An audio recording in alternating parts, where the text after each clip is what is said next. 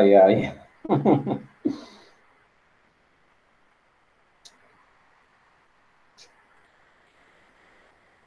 Peraí, tem uma coisa aqui muito errada. Peraí. Vou fechar aqui. Vou fazer o seguinte, vou só copiar essas frequências de produção e vou colocar em história.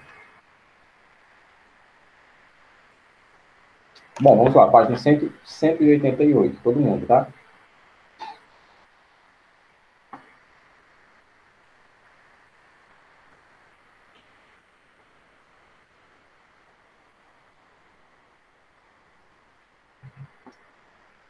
Primeira questão. Quem já tiver feito já pode ir digitando, tá bom?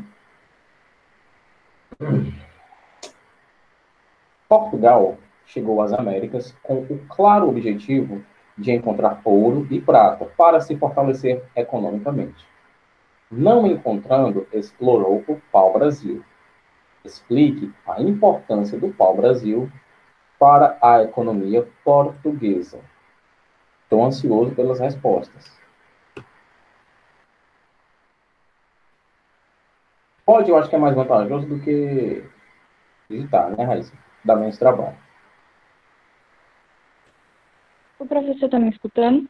Sim, perfeitamente.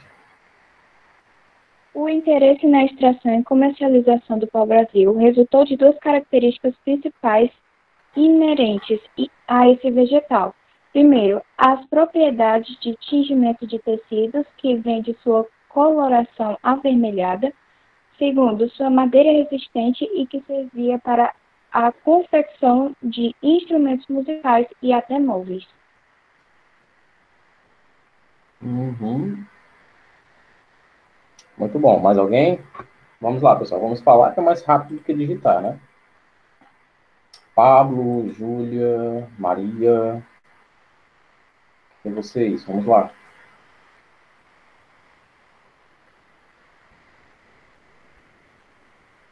Pode sim, Mariana. Oi, professor, boa tarde. Boa tarde, meu querido. O pau-brasil tinha duas grandes utilidades para os portugueses. Dele poderia extrair uma tinta vermelha, que era utilizada para tingir tecidos, e sua madeira poderia ser utilizada para construir vários artigos. Tudo isso por um baixo custo, já que era utilizada a mão de obra indígenas e paga os mesmos com bugigangas. Uhum. Pode sim, Pablo. A professora está me escutando? Estou sim. A importância do pau-brasil esteve no fato que sua exploração foi a primeira prática no comercial do Brasil. Sua madeira servia para a confecção de móveis. Também. Tá correto. Estão corretos.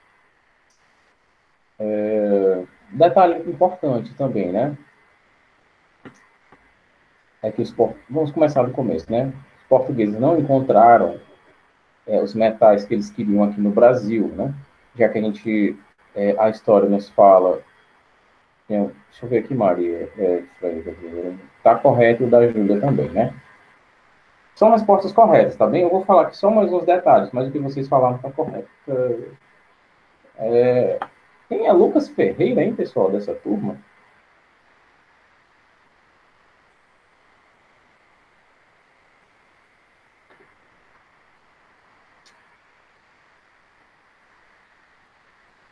Lucas Ferreira, quem é? Se identifique aí. Ianara, é? Ah, tá bem. Tá ok. Tudo bem, Ianara, com você? Como eu ia falando, um dos motivos, né, o principal motivo para os portugueses terem vindo para o Brasil foi motivado pelo metalismo. O metalismo estava sendo extremamente valorizado na Europa devido à cunhagem de moedas, né? A cunhagem de moedas era o que determinava se o seu reino era muito rico ou muito pobre. Não encontrando aqui, os portugueses buscaram explorar outros produtos, né? Desenvolveram o extrativismo do pau-brasil, que Daí para frente é tudo que vocês falaram. Possuía uma tinta vermelha, que era destinada ao tingimento de roupas, né? Muito apreciada na Europa, essa tinta vermelha. E essa prática econômica foi importante, né? Acho que só falta isso aqui. Durante 30 anos, né? Enriquecendo a coroa portuguesa e garantiu o financiamento de novas expedições exploradoras, tá bem? De todos vocês, pessoal, acrescentem a mesma coisa, tá? As respostas de vocês estão excelentíssimas, tá certo? Mas só acrescentem isso aqui também. Como é que nós vamos... Opa. Durante 20 anos de exploração. Opa, isso aqui tá maravilhoso.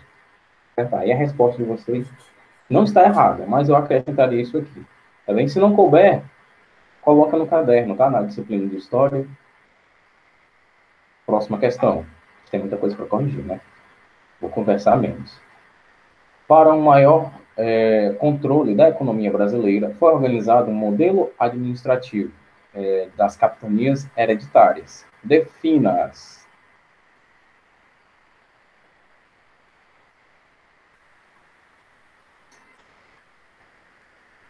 Peraí.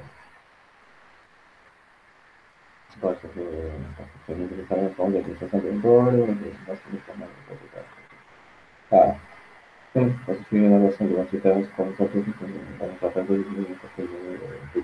Não. Pode sim, Júlia. Tá ouvindo? Sim.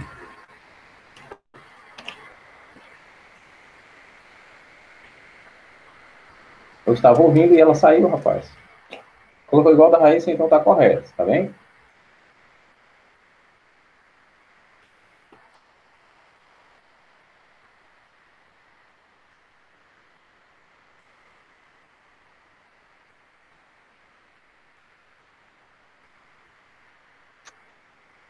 Bom,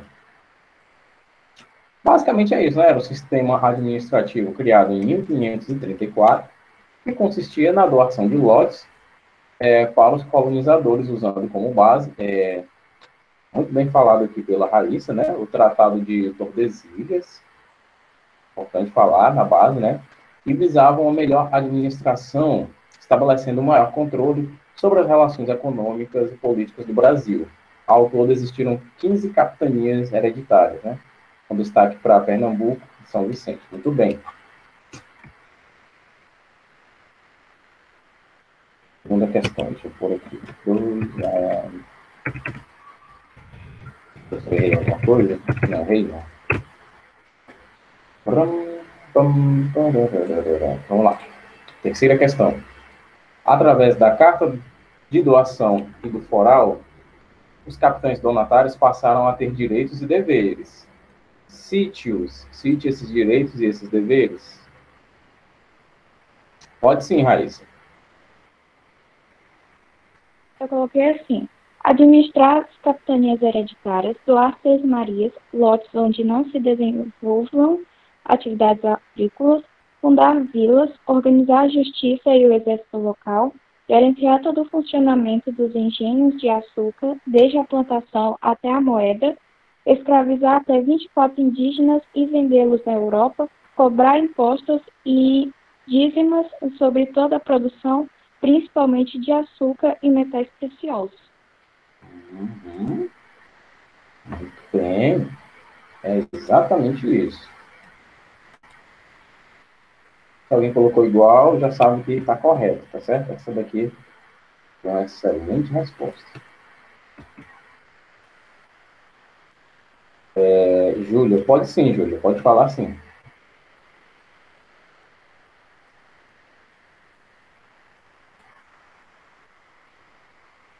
Júlia?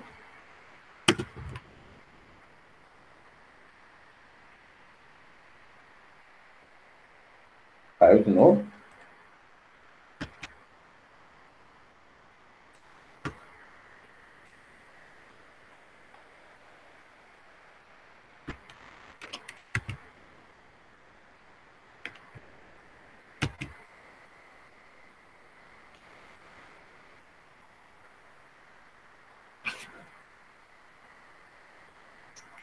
Comendo da Raíssa.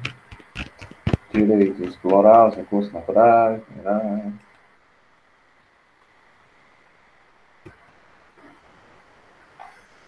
Certo. Certo.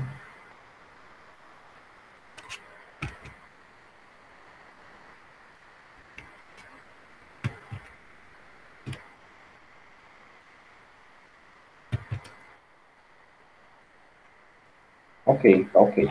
Muito bem, novamente, né?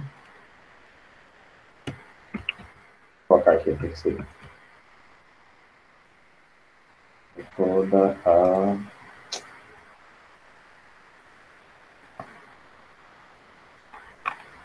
Não vai dar para colocar tudo aqui, né?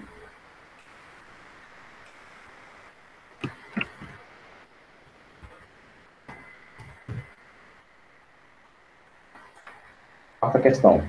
Quais foram os motivos que levaram ao fim das capitanias hereditárias? Essa daqui é boa, viu? Português provando do veneno dele. Vamos lá, pessoal.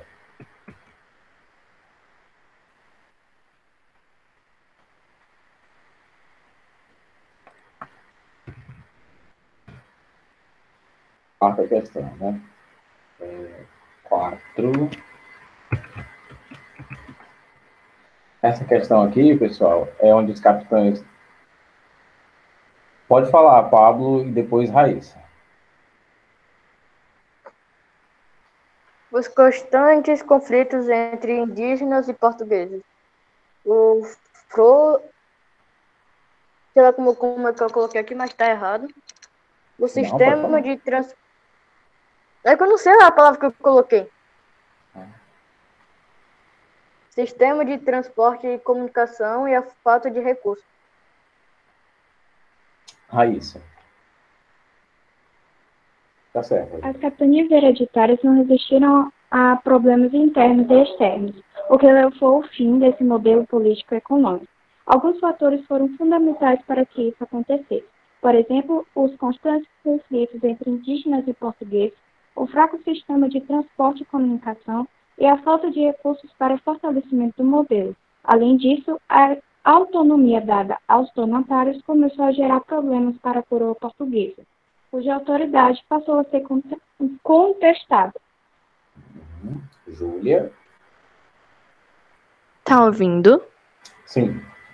Escassez de capital necessário para a instalação de uma atividade econômica estável e a capacidade de alguns donatários de atrair colonos, entre outros. Muito bem, né? Um dos principais problemas, né, é esse último, né?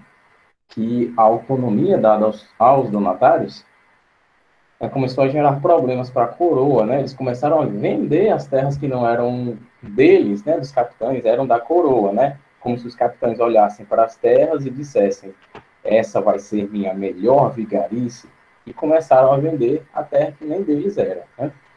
Vou colocar essa resposta aqui para vocês, tá bom? Os motivos que levaram ao fim das capitanias foram os problemas internos e externos, como conflitos contra indígenas, nativos, né, e portugueses, fraco sistema de transporte, falta de recursos para fortalecimento do modelo e a autonomia, né?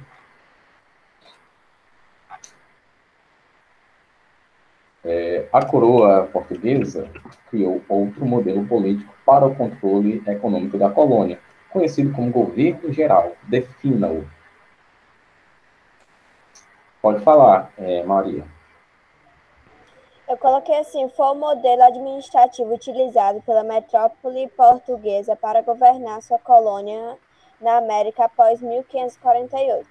Os governos gerais surgiram após o sistema de capitanias hereditárias mostrar-se incapaz de levar adiante a imprensa açucareira. Está correto. Júlia, e depois eu passo para frente, para a gente continuar. Tá ouvindo? Estou sim. O governo geral do Brasil foi a forma encontrada pela coroa portuguesa de administrar o Brasil mais facilmente, já que as capitanias hereditárias falharam. Futuramente, o governo geral seria desmantelado e criado o Estado ou Capitania do Brasil e do Maranhão. Ok. Correto, né? Muito bem, muito bem. Sinal de que vocês leram, porque as respostas estão bem próximas do livro. Cite as principais obrigações dos governadores gerais. Vou colocando aqui para a gente ver se a gente coloca. Pode falar, Raíssa. Combater o comércio ilegal do pau-brasil, criar vilas e cidades, fundar engenhos de cana-de-açúcar e pacificar as relações entre indígenas e portugueses. Correto.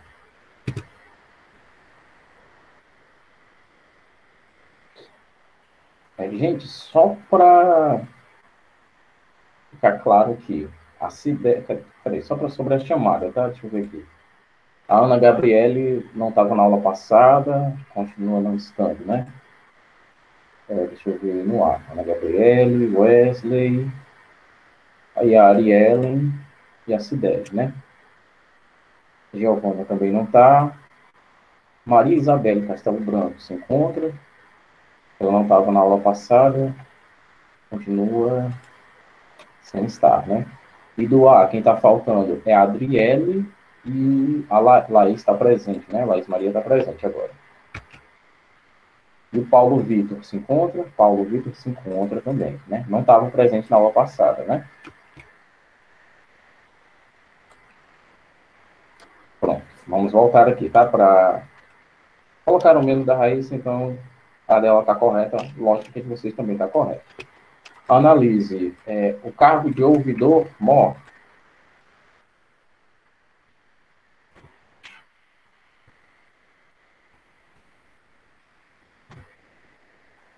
Bom, é isso mesmo. É cargo responsável pela administração da justiça.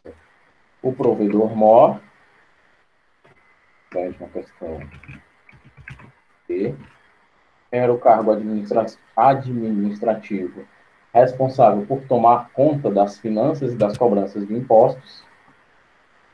E o capitão-mor era o cargo administrativo que tinha como função defender os limites territoriais brasileiros.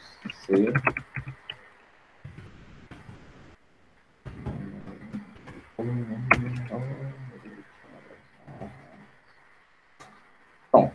3 respostas aqui, tá? Dá 7. Ótimo, maravilhoso. 8ª questão. Também vai começar as objetivas já já. A gente ainda tem 20 minutos. Vários governadores gerais assumiram o poder durante o período colonial brasileiro, com destaque para 3. Comente os governos de... Olha só, uma coisa interessante aqui nessa 8ª questão. Pablo, né? Daquela dúvida lá entre mas e mais, né? Olha só, a gente faz a mesma coisa que a gente faz no arroz, no 3. A gente não fala arroz. A gente tem mania de falar arroz, né? Feijão com arroz, com um i, né? Esse i não existe, né? No 3, a gente faz a mesma coisa. 1, 2, 3. 3. A gente coloca um i onde não existe, né? A pronúncia correta é 3. 3. Certo? Não vai falhar. Eu pensei que ia cair a internet.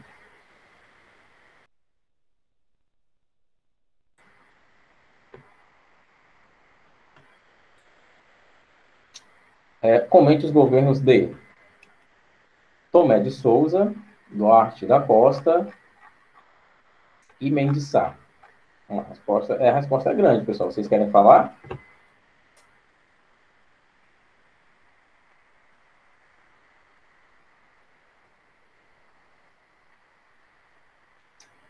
Pode falar. Pode sim, Raíssa. Assumiu o governo geral do Brasil em 1549 e começou a estimular a vinda dos jesuítas que eram chefiados pelo padre Manuel da Nóbrega. Foi também responsável pela criação do primeiro bispado, isso no Tomé de Souza. Uhum. Muito bem. Manuel da Nóbrega. Muito bem, muito bem. Vamos lá. Ele já está aqui a resposta para os que não fizeram. Né? Oitava questão. Item A.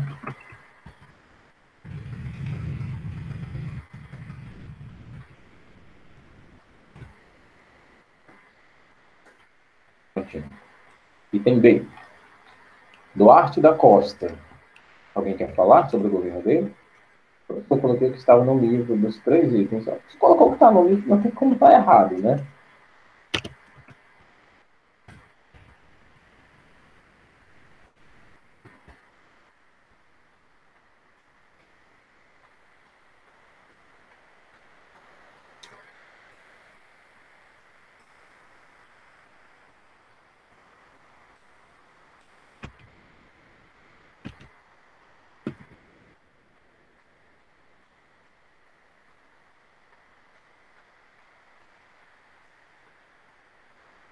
Próximo item B, né? Ah, desculpe, Pablo, eu não tinha visto sua mensagem. Mas pode falar. Segundo o governador-geral, que entre outras ações estimulou a vinda de mulheres portuguesas.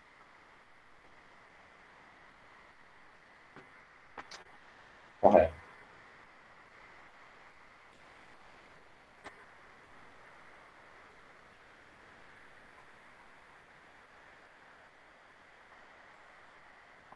E o item C, nem de Sá.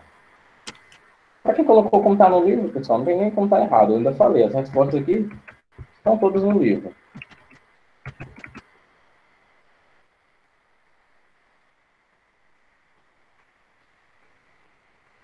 Restabelecer. Restabelecer aí.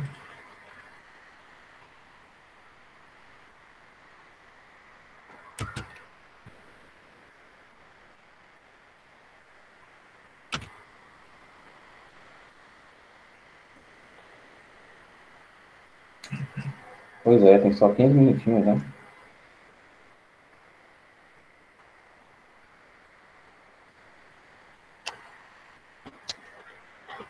Agora a gente vai dar uma avançada ali até segunda questão, né, que eu falei. Agora é tranquilo, né? Questão objetiva. Foram características dominantes da colonização portuguesa na América. O que é que vocês marcaram? Página 192. Primeira questão. Qual item marcaram? Item B, né? Grandes unidades produtivas de exportação, monopólio do comércio e escravidão. Primeira questão está meio que na cara, né? Item B. Acho que esse está sendo o assunto mais que a gente está trabalhando melhor, né? Esse daqui está sendo muito melhor do que as grandes navegações, né? Embora tenha muito a ver, né? Mas já na colonização do Brasil a gente está se dando muito bem. Oi, Raíssa. Olá. Isso era para fazer até a 2, né? Tudo bem, tudo bem.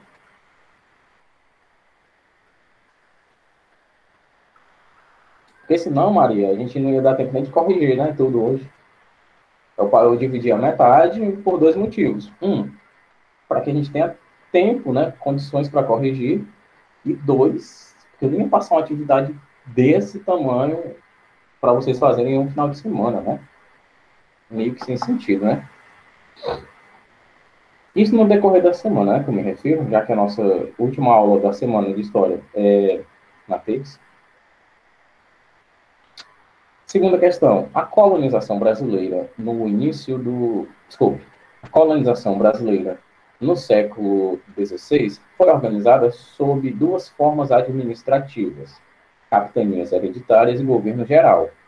Analise a afirmativa que expressa corretamente uma característica desse período. Segunda questão, pessoal. A segunda.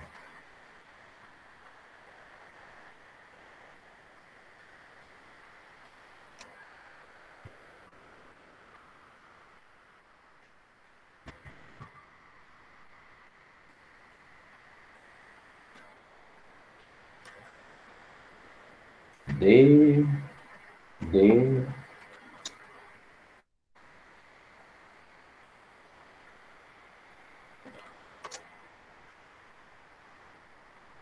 Certeza, pessoal? D de Deus do céu, né? Mas é A de Amém. Aqui tem A.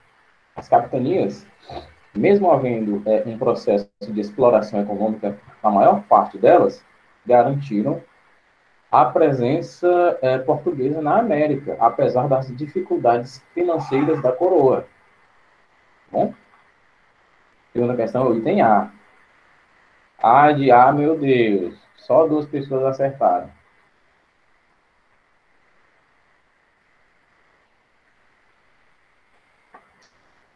Agora sim, a gente vai fazer a 3, a 4, a 5. Bom, como é para amanhã, né? E aqui a gente vai encontrar 20 questões, se não me engano. 19, né? Eu vou passar 7 questões, tá? Levando em consideração que é objetivo, né? Vou passar 7 questões. E as demais ficam de amanhã para a próxima segunda-feira, tá certo? Então a gente vai fazer 3, 4, 5, 6, 7, 8, 9, tá bem? No caso, eu vou passar só 6 questões, tá bom? Da terceira até a 8ª questão, tá certo? 3, 4, 5, 6, 7, 8. 6 questões, tá bom? De hoje para amanhã, tá bom? Aí vocês vão ter, ó, de terça-feira até a próxima segunda, para fazer da 9 a 19, né? Vão ter 10 questões. Não, ok, né? Fica bom assim, né? Vamos lá. Item 3. Terceira questão, aliás. A colonização portuguesa no Brasil é caracterizada por uma ampla empresa mercantil.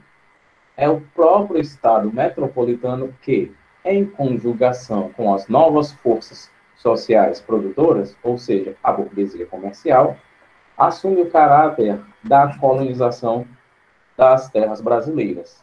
A partir daí, 2 elementos, Estado e burguesia, passam a ser os agenciadores coloniais, e assim, a política definida com relação à colonização é efetivada através de alguns elementos básicos que se seguem. Dentre eles, apenas um não corresponde ao exposto no texto. Assinale-o. Ou seja, apenas um desses itens aqui não correspondem aos elementos da colonização, certo? Na terceira questão, um item está errado, tá bem? Eu estou lendo a terceira questão, tá? Terceira questão, na página 192, tá bom?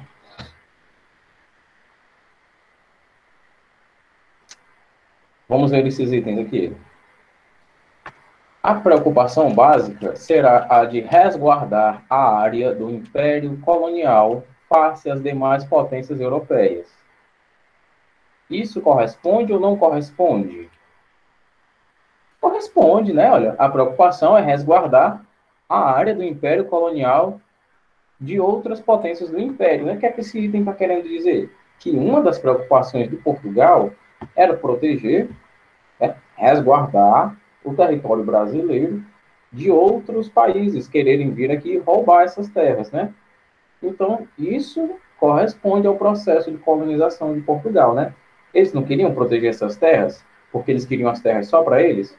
Então, corresponde, né? O item A corresponde, então você não vai marcar o item A, né? Dando uma colherinha de chá aqui para vocês, tá bem? O item B, né? Vamos ver o que é que diz aqui. O caráter político da administração se fará a partir da metrópole. Opa, peraí. O caráter político da administração se fará a partir da metrópole, lá de Portugal. E a preocupação fiscal dominará todo o mecanismo administrativo. Ou seja, a preocupação com o dinheiro vai ser o que mais terá dominância em toda a administração. Está correto isso? Parece que está, né? Eles se preocupavam muito com o fisco, né? Com as questões fiscais. Talvez eu não devesse marcar esse item, porque ele está correto, né? E o que é que dizem nos próximos itens? O vértice dominador reside no monopólio comercial. Se está correto, se corresponde à colonização, então você não marca, tá? Agora, se não corresponde à colonização, você marca. A função histórica, não entender, a função histórica das colônias será proeminente no sentido de acelerar a acumulação do capital comercial pela burguesia mercantil europeia. Se isso corresponder ao processo de colonização, então você não marca. Agora, se isso aí não corresponder, você marca. Item a produção gerada dentro das colônias estimula o seu desenvolvimento e atende às necessidades de seu mercado interno. Ou seja, o que era produzido aqui no Brasil era para fortalecer a economia do Brasil. Tá certo isso? O que era produzido aqui no Brasil servia só para o Brasil, no período colonial? Sim ou não, pessoal? Não, né? Então, isso meio que não corresponde, né? Opa, então, peraí, se não corresponde, parece que o item é o item que eu tenho que marcar, né? Vendo só leitura, só atenção, não tem como dar errado, tá bem? Olha só, a gente chegou na resposta aqui, eliminando ó, de um por um. Já estamos resolvendo. Sim, a gente acabou de resolver uma questão. Quarta questão. Eu fiz isso, pessoal, só para vocês verem, ó. Duas coisas. A primeira, atenção à leitura, né? Atenção ao contexto histórico também, né? E a lógica. É meio que lógico que em todos os processos de colonização, o que era produzido lá na colônia não servia para a colônia, né? Servia para a metrópole. O que era produzido no Brasil não servia para o Brasil, servia para Portugal, né? Certo?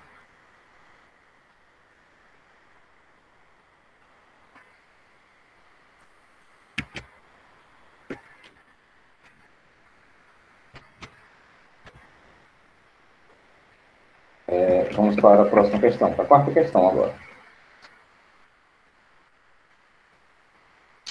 Coloquemo-nos naquela Europa anterior ao século XVI, isolada dos trópicos, só indireta e longínquamente acessíveis.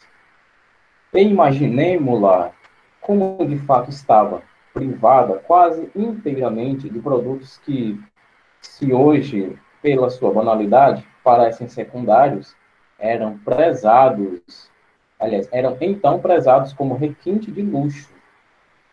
Tome-se o caso do açúcar, que, embora se cultivasse em pequena escala na Sicília, era artigo de grande raridade e muita procura. Até nos enxovais de rainha, ele chegou a figurar como dote precioso e é altamente prezado. A colonização do Brasil, a partir do século XVI, permitiu à coroa portuguesa usufruir das vantagens trazidas pelas riquezas tropicais. Caracterizam a economia colonial brasileira: monopólio comercial, a monocultura de exportação e o predomínio de grandes propriedades rurais, o livre comércio, a indústria do vestuário, o trabalho livre. Peraí. Trabalho livre na economia colonial?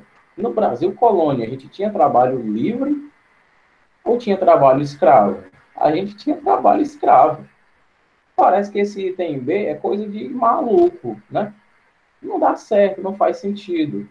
Item B da quarta questão, ó, já elimina, tá? O item B você não vai marcar. Tem o menor sentido, não tem a menor coerência. Item C, o liberalismo econômico, o trabalho assalariado. Peraí, trabalho assalariado? Eu não vou nem falar nada desse item, não.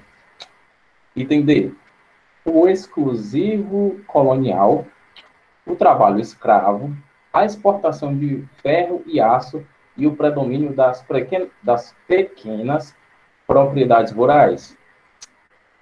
Item é o monopólio comercial, o trabalho assalariado, a produção para o mercado interno e o predomínio das grandes propriedades rurais. Esse item aqui é tão engraçado quanto os dois anteriores. Quinta questão.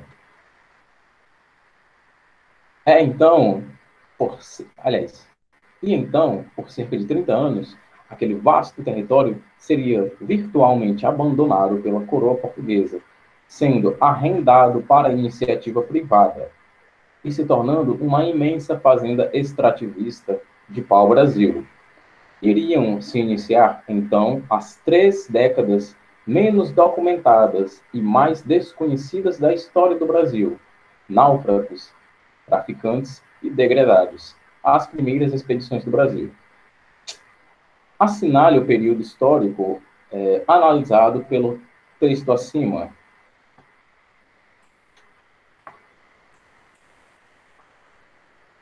E suas características, né?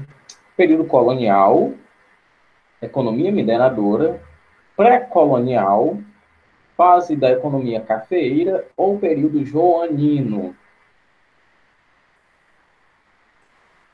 Peraí, se era um período onde foi abandonado virtualmente pela coroa portuguesa, então não tinha ninguém da nobreza aqui, né? A gente já toma isso como norte para chegar na melhor resposta aqui.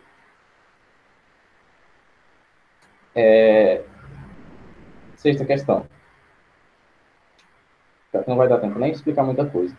As feitorias portuguesas no Novo Mundo, no caso Brasil, foram formas de assegurar aos conquistadores as terras descobertas. Sobre essas feitorias, é correto afirmar que você vai ler aqui, se você tiver dúvida, você vê lá na leitura antes das questões da página 188, e você consegue chegar na melhor resposta. Então, lembrando, pessoal, a gente vai até a 8ª questão, tá bom? Da página 194. Bom, infelizmente, a gente vai ter que ficar por aqui, mas a gente se vê amanhã com Geografia e História novamente, tá bom? Faço de tudo para entregar essas questões amanhã, tá vendo? São só 6 questões, na verdade só 5, né? Uma a gente respondeu aqui, tá bom? Até mais, pessoal, até amanhã, um abraço em todo mundo, tenham um ótimo fim de tarde, tá bem?